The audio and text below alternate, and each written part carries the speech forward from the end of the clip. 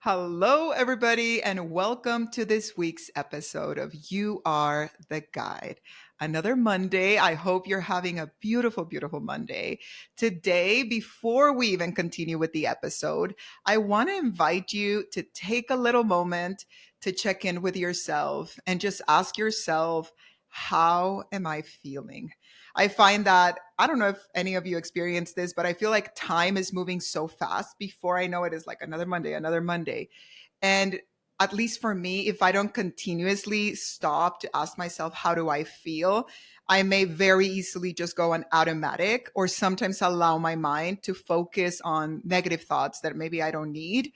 So I invite you to take a little moment right now and just take a deep breath, check in with yourself, and just ask yourself, what am I feeling? Sometimes, as I said in one of the recent episodes, naming the emotion gives you an idea of maybe what needs attention. Like what little actions, what little things do you need to do that may need your own attention? So, in today's episode, first, thank you for joining us this week. I'm excited today. We're already having another new episode. This week, we're actually talking about a very philosophical question, but I want to make it very real. And it's about when we go through a moment in life where we are asking ourselves, who am I now? Like a lot of things have changed. I've been going through so much. Or life, you enter a new stage of life, like when your kids go to college, or when you just become a parent, or where you get a whole new career, whatever the case. And you're asking yourself, who am I now? The old labels and ways that you used to describe yourself no longer really fit. And I don't know if for you, maybe for some of you, it just magically all goes well, or your sense of identity internally never changes. But I've been going through a lot of this. And that's the inspiration for this video this week. I was sitting down and I was doing like intentions for like the month of or something. And I was following this idea of tapping into the identity of who you are now, and then thinking of who do I want to become? Like, what's the identity of that energy within me of who I want to become for this next chapter in my life? So I was like, okay. And I was sitting down to be like, okay, who am I?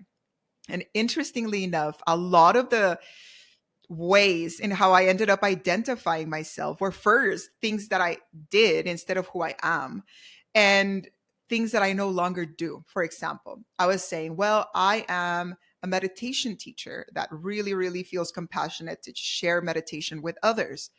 And I was like, but I no longer teach meditation and haven't for years. And I was like, oh, oh, well, I am a business owner that's very passionate and confident and driven to grow their business. And I'm like, but I'm not actively trying right now to work on my business.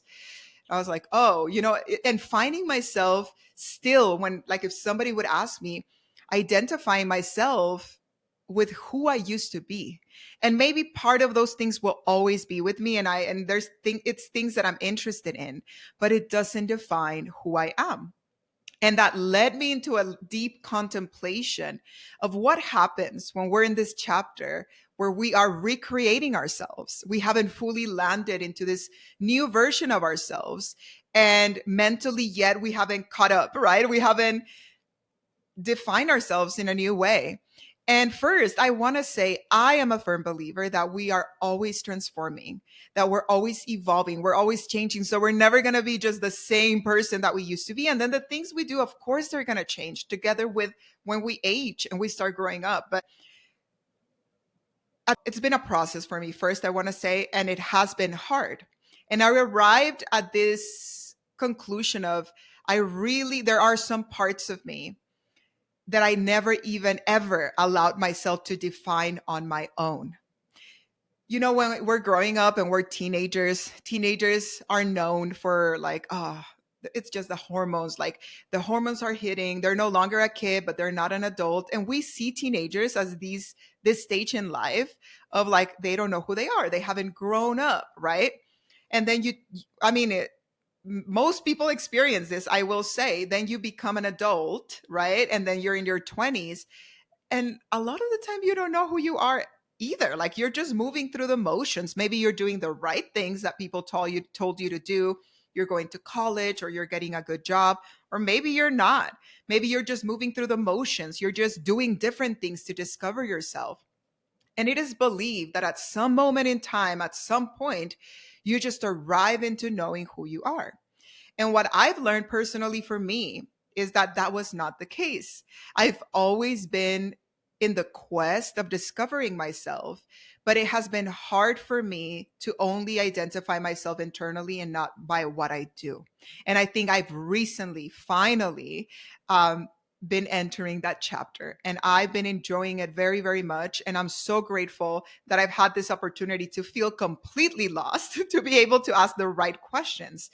um, and I will say this whole journey for me, I'm sharing it because if there's anyone that feels this way, I want to say you're not alone. I don't know if many people talk about this or not. I don't know if people internally don't have no idea who they are. They cannot even define themselves, but they just keep saying the things that their family says, their parents say, or society says to describe ourselves. Oh, I'm just a mom, or oh, I'm just a nurse, or like sometimes we do that and that's what we say. But I find that sometimes it goes a lot deeper. How we feel, what gives us a sense of strength. Like how can we show up to any situation in life that is difficult when we don't feel a strength in that the person that's going to show up, which is us, can handle it? Like how will they respond? Who is this person that's going to be showing up and representing you, if we want to separate it like that? And maybe you know who you are and that's amazing, but here I'm sharing the part of many times I have not known who I am, and it led me through a lot of discovery. So I want to share that with you today, hopefully inspire you. If it's not you going through something similar like this, maybe there's people in your life that have gone through it, or you can recall a time in your life that you've gone through it. But I will say that if you've been keeping up to the recent episodes, I've shared that the last few years I've gone through a lot of changes, right? So anytime that we go through changes that change the things that represent survival, and let me explain what that is. One, our finances. Our finances represent survival because we no longer go out and hunt for our food. We get a paycheck and we go and buy our food. So when our finances change, it is very natural to go into survival mode. When we move to a new home, even when it is our choice, we automatically go into survival. Nothing is the same, things feel different. And until you feel settled in that new space, you may potentially, even if it's unconsciously, be in this subtle survival mode. That's why people say, "Oh, moving is so stressful," because it represents your energy. Wherever you live, you're setting and grounding your energy, and you have to grab your energy with your things, put them in a truck, and take them somewhere else. And until it settles, you may feel a little uneasy. The other one is the end of a relationship. It can be a friendship, it can be a romantic relationship, it can be your choice. You may be the one wanting to leave, and you may still go into survival mode as you go through that process of detachment. And then lastly is, of course, the loss of a loved one. When we do lose, or somebody that we love passes to better life, it's only normal to feel a lot of fear and insecurity come up as we're moving through the grieving process, and that puts us in survival mode. Anyways, I've been sharing recently in the last few years that I've been moving. My relationship ended and I did start a new relationship, which has been beautiful, but it's also a lot of changes. Um, uh, there's been so many changes. There's been changes in my friendships. There's been a change in my job and how I generate money. So there's been a lot of uncertainty. And what I notice sitting in the middle of this kind of tornado of uncertainty is that I kept asking myself, I don't know who I am anymore. And the feeling that I kept feeling like deep within my gut was this feeling of emptiness, this feeling of almost like abandonment. My first reaction was to run to act in a way of who I used to be. I would go online and like I would try to act the way that I used to be. I wanted to force myself to do projects that were related to the identity I thought that I had. And then I couldn't keep them up because it didn't feel aligned with what I was discovering about myself. And also the fact that I needed a break, to be able to settle things down. And maybe you felt like this before, where you just went through a big change, or you're grieving because somebody that you loved is gone, and you're trying to find what your new home is. And what I mean by that is that for me, knowing who I am and feeling a strong sense of identity makes me feel at home on earth, like in this earth. I don't, the place that I physically live may be gone. And one day our bodies are going to start decaying and maybe not functioning properly. But as long as we understand who we are and tap into that strength, I think it can be easier to navigate. That is where this big quest has been going for me. Like, that's how it started. And it has been difficult. There's been so many times that I've been wanting to just be who I used to be and do the things I used to do, and it no longer fits. And I started working with a coach a year ago, or over a year ago.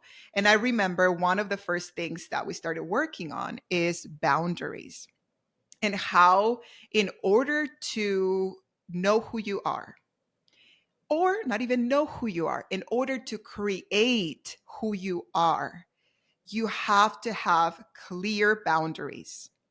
Boundaries are what people call maturity. When we're babies, boundaries are non-existent. We need our parents for survival. As we're developing as children, we still need our parents for survival. And then as we start becoming closer to like teenagers, the topic of boundaries comes up. That's in the development of of us as humans, where we start recognizing, oh, I have my own opinions, I see life in my own way. We're yet not fully matured and even developed mentally, but we start realizing I'm not my parents. And that's how the development of boundaries starts coming up. And then ideally, in an ideal world, all of us would develop healthy boundaries. And then eventually we find ourselves as being adults. I can say where I began and where I end, and where you begin and where you end is the only way we're going to know is because of the boundaries that we have, right? And because of life being the way that it is, and many of us experiencing trauma and just so many things, sometimes we don't know how to set boundaries, or it's painful to set boundaries. So when I started working with my coach, I was like, I want to work on that, because for me, it was so easy to behind a veil of like, I want to help people, or I'm very loving to a partner. I may just completely decide not to have any boundaries. And it's just only led to things not being healthy. So, out of maturity and arriving at a point in life where you're like, I'm tired of the same thing, like, let's do something different now. I was like, I want to have more clear boundaries. And I don't want to only know what my boundaries are. Knowing your boundaries is important, but it's not as important as sustaining your boundaries consistently. That is what makes a boundary strong. How can I sustain a boundaries consistently? And when we're just discovering who we are, what we want is changing every day. And it's like, well, today I want this, but what if tomorrow I don't? So then I'm not going to sustain that boundary. And it requires deciding and being able to make decisions of why you want that. So I remember my coach told me, okay, I'm going to give you an exercise. You have to say no to your partner as much as possible this week. And this is not something that I just did on my own. I talked to my partner. We have really good communication. So I was like, I want to do this exercise. And she was all like, okay, I'm down. Like, let's do it. She was so down for me to say no, meaning like there was no resistance on me saying no to anything at all. And he was like, it's just for practice. Like, it doesn't even matter if later you change your mind, but you want to practice saying the word no for the most random things. Like, do you want to go grab a coffee? No. And I was like, that sounds pretty easy, right? No. Well, there you go. I just said no, but no, it was not easy for me. I had such a hard time, to the point where she had to remind me, aren't you supposed to be saying no? And I was like, oh, yeah, because I naturally was not ready. That's the only way that I can put it. Saying no requires a level of responsibility, that you stand for what you're saying, and for me, that was very difficult when so many things in my life and internally were changing. So I just want to share that because that has been something that I've actively have been working on. Like, how can I have those clear boundaries? So I want to share that with you for some of you, starting there of if you're ever feeling I'm going through a lot of change, I'm transforming, I'm evolving, I want to revisit my boundaries. Maybe some of them you already know them and you have them very clear, but maybe some of them you don't, or they've changed. Like this last experiences that you went through just completely changed the game for you. And we want to consciously decide what those are so we can consistently reinforce them, right? And it's interesting. So I'm working on this, for the last year. Then I recently started reading this book that I want to show you. It's called Path to Happiness. I think it's called Sufi, a Sufi-based approach to life management by James Burgess.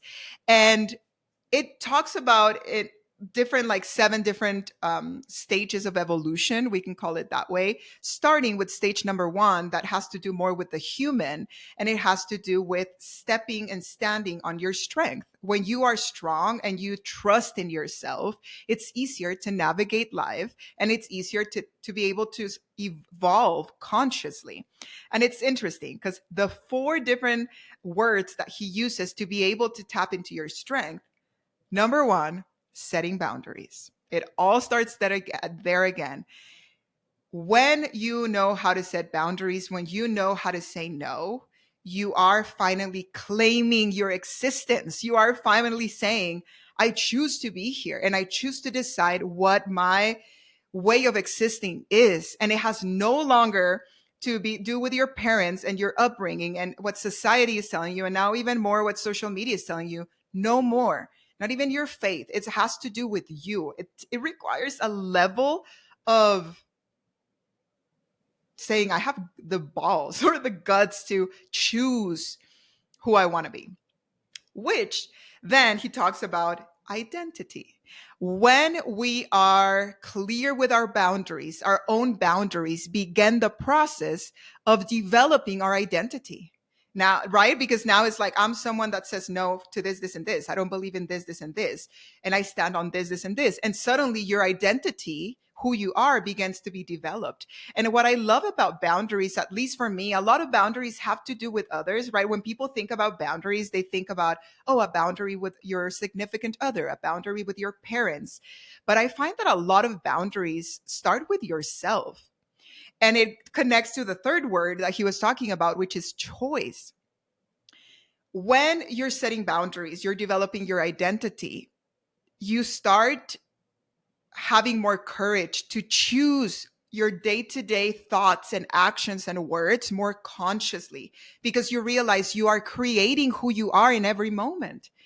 And it's interesting because it requires having the courage to choose things. A lot of the times we think that things are just like imposed on us, but not necessarily. It's your own choices every day that push you to become who you are.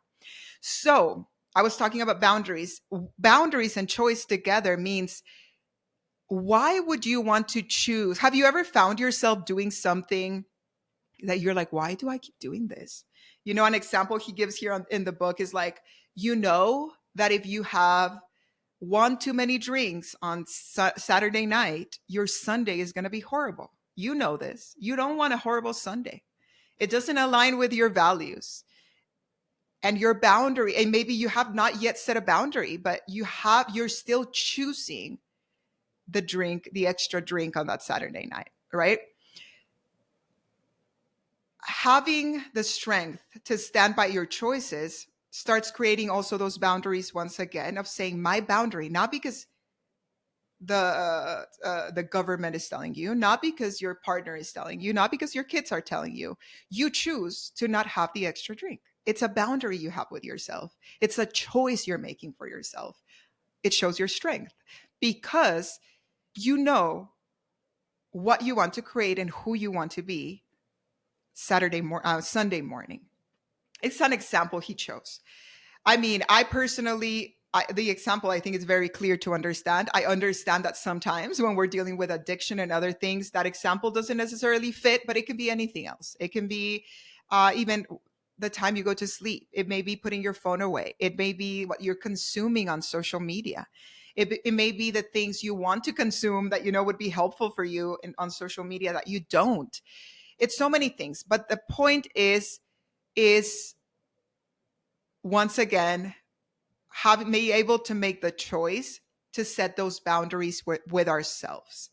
I think that is the part of the process that I'm in right now for myself.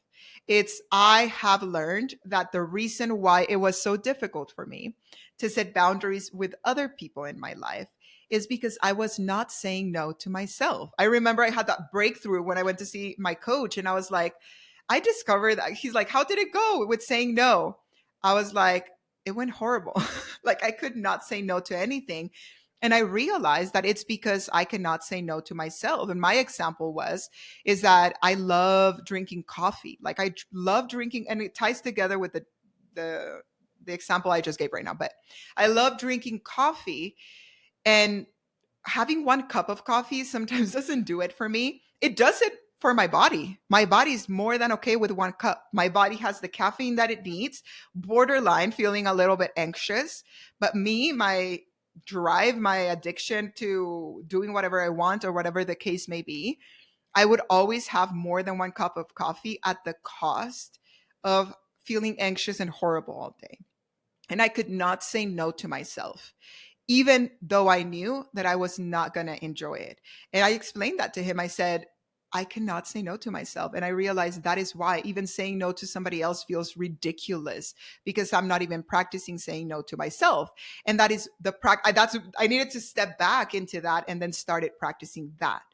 If you struggle with saying no to others, I invite you to visit into that feeling of, are you able to say no to yourself?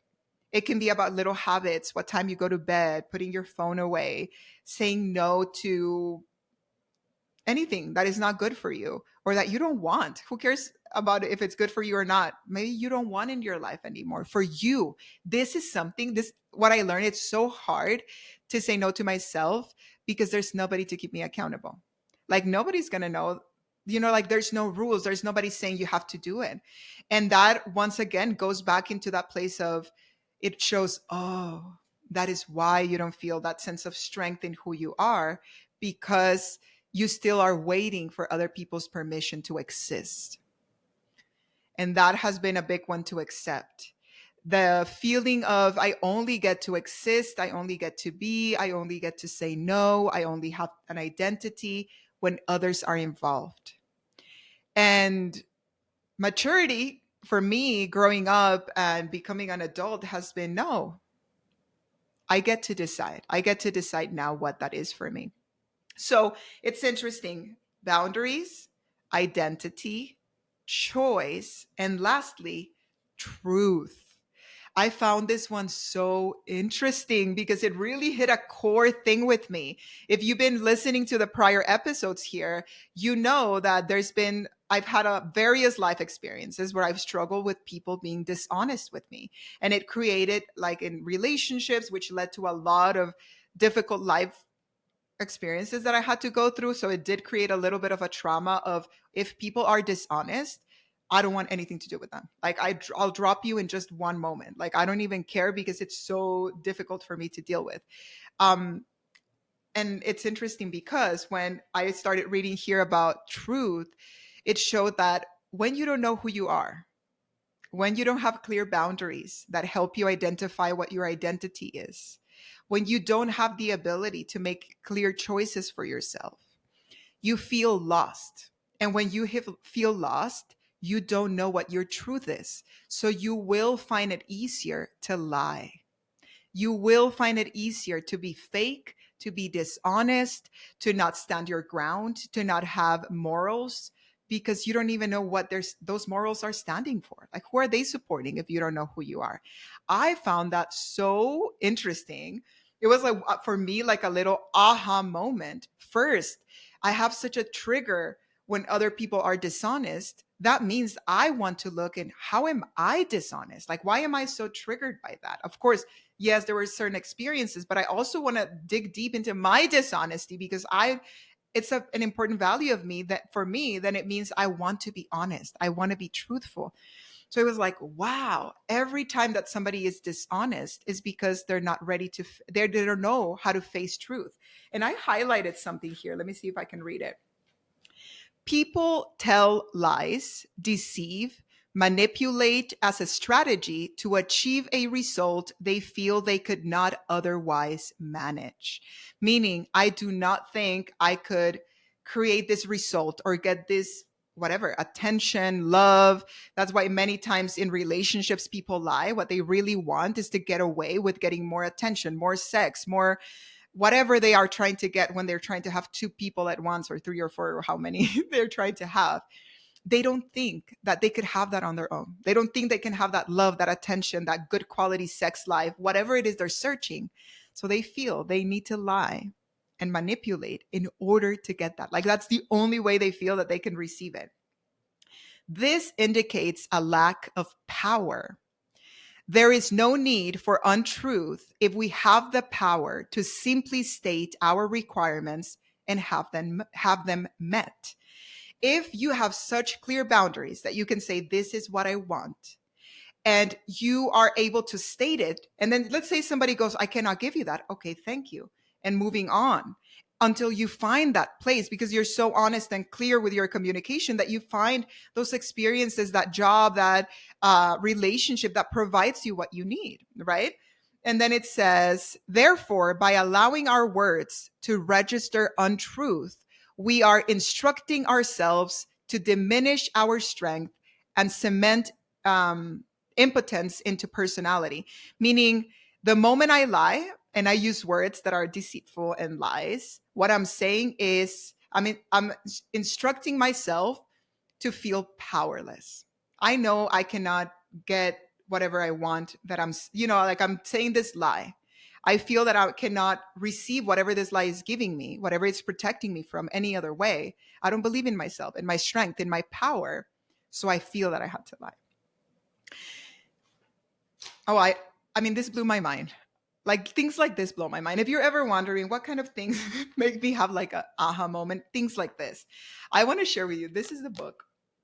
I told my girlfriend, I am going to highlight everything that I like about the book. Like all my I think it's funny. All my aha moments and like everything that's like really good.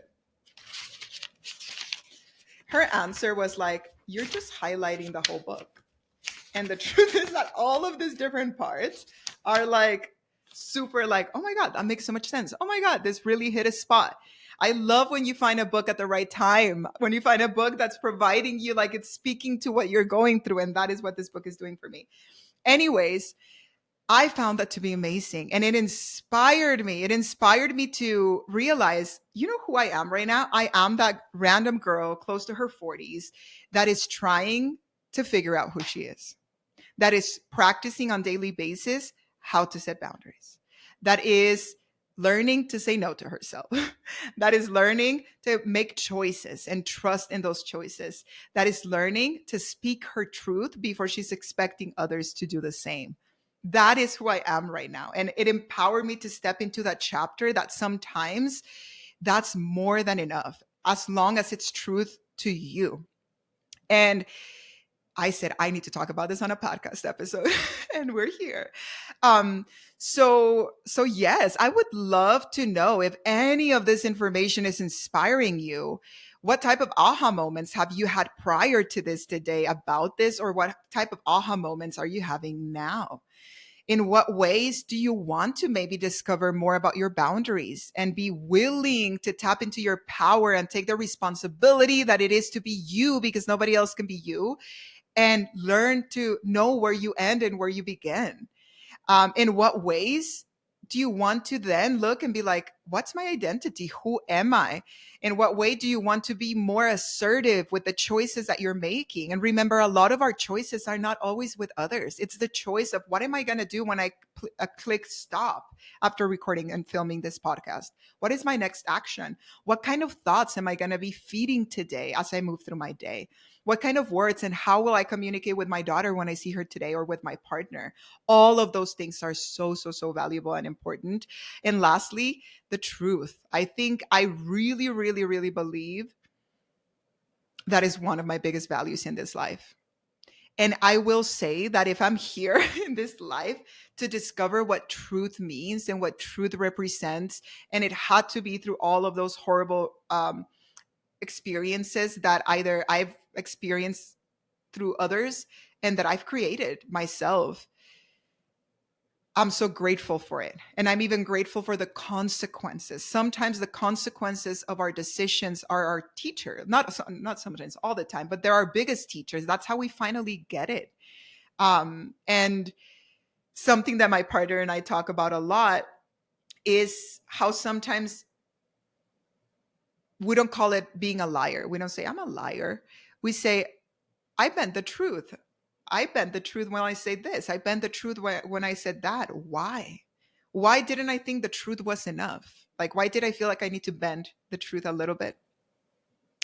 So yeah, the last truth bender, because we're watching the show, The Last Airbender. Anyways, so yeah, so this is what I wanted to share with you today.